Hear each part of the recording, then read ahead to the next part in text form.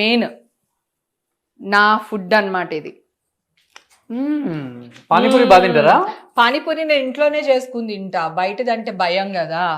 So panipuri, నేను coffee టీలు తాగను.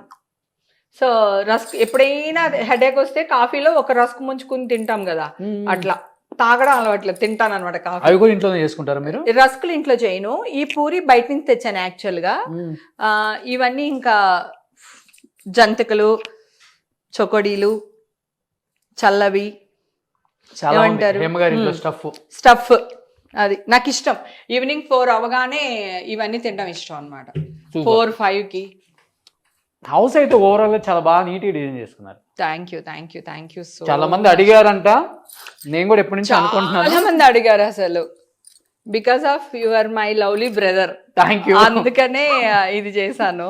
Thank you. సో అట్లా కూర్చో, దాని మీద 150 కేజీ బావా నేను ఇషా ముగ్గురు కూర్చుంటాం దీనిపైన.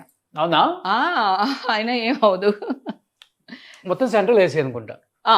అంటే క్యాసెట్ ఏసీ అంటారు దీన్ని. ఇంకా అది పెట్టించేసా అన్ని రూముల్లో.